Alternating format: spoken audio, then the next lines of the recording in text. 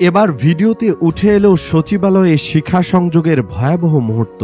এ ঘটনায় দুটি CCTV footage প্রকাশ পেয়েছে, যেখানে প্রাণ হারানো ওই কুকুরটিকেও দেখা যায়।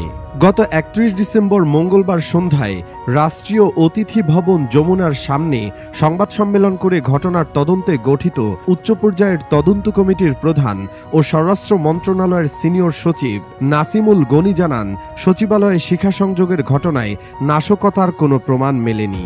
প্রাথমিক রিপোর্টে জানা গেছে, বৈদ্যুতিক লুজ কানেকশনের কারণে শিখার সূত্রপাত ঘটে। এ ঘটনায় কোনো রাসায়নিক ব্যবহারের প্রমাণও পাওয়া যায়নি। তদন্ত কমিটির পক্ষ থেকে এটি জানানো হয়েছে। প্রেস ব্রিফিংয়ে নসিমুল গনি বলেন, শিখা সংযোগের ঘটনা তদন্তে বুয়েটের বিশেষজ্ঞ দল ছিল, ফায়ার সার্ভিসের বিশেষজ্ঞ দল ছিল, সেনাবাহিনীর দল ছিল এবং পুলিশের সিআইডি থেকেও কাজ করা হয়েছে। সবাই মিলে একত্রে একমত হয়েছে যে একটি লুজ কানেকশনের কারণে ইলেকট্রিসিটি থেকে শিখার উৎপত্তি ঘটে। এটা আমাদের প্রাথমিক অনুসন্ধান। এতে কোনো ব্যক্তির সম্পৃক্ততা খুঁজে পায়নি। এ ঘটনায় কি পরিমাণ ক্ষয়ক্ষতি হয়েছে তা চূড়ান্ত প্রতিবেদনে উল্লেখ করা হবে বলেও জানান সচিব নাসিমুল গনি। এ সময় নথি ক্ষতিগ্রস্ত হওয়ার বিষয়ে সাংবাদিকদের এক প্রশ্নের জবাবে তিনি বলেন, আমি সশরীরে দুবার বিল্ডিংয়ে উঠেছি, প্রতিটি রুমে হেঁটে হেঁটে ঘুরে দেখেছি। আমরা সবাই গিয়েছি, কয়েকটা রুম ক্ষতিগ্রস্ত হয়েছে, কিন্তু সেখানে কোনো নথি ক্ষতিগ্রস্ত হয়নি। আমরা বলেছি ওনারা কাল পরশু থেকে নিজেরা মন্ত্রণালয়ে অডিট করা শুরু করতে পারেন। আমার মনে হয় না কোনো অসুবিধা হবে। সংবাদ সম্মেলনে বুয়েটের অবসরপ্রাপ্ত অধ্যাপক মাকসুদ হেলালি এ ধরনের ঘটনা এড়াতে প্রতি বছর সংযোগগুলো একবার পরীক্ষা করার পরামর্শ দেন। সাংবাদিকদের এক প্রশ্নের জবাবে তিনি বলেন, 10 দিনের মধ্যে দীর্ঘস্থায়ী বিভিন্ন সুপারিশ তৈরি করার জন্য অন্তর্বর্তী সরকারের প্রধান উপদেষ্টা অধ্যাপক ডক্টর মোহাম্মদ ইউনুস নির্দেশ দিয়েছেন।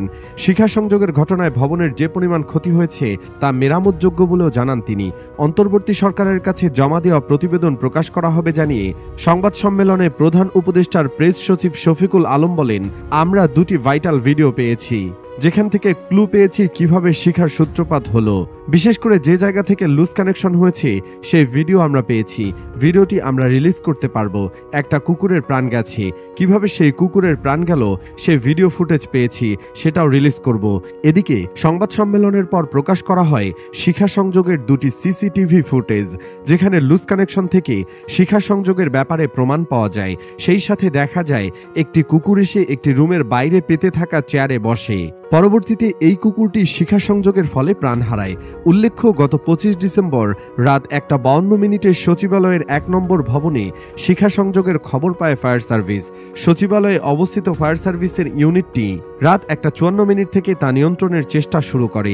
এরপর তীব্রতা বেড়ে যাওয়ায় পর্যায়ক্রমে আরও 18টি ইউনিট ঘটনাস্থলে পৌঁছে শিখা নিয়ন্ত্রণের কাজ করে। শিখা সংযোগের 10 ঘন্টা পর 26 ডিসেম্বর দুপুর 12:15টার দিকে তা পুরোপুরি নেভে। তবে ভবনটির 4 তলায় অবস্থিত স্থানীয় সরকার, পল্লী ও সমবায় মন্ত্রণালয়, সড়ক পরিবহন ও সেতু, ডাক ও টেলিযোগাযোগ, যুব ও ক্রীড়া মন্ত্রণালয় এবং শ্রম ও কর্মসংস্থান মন্ত্রণালয়ের কম্পিউটার ও আসবাবপত্র ক্ষতিগ্রস্ত।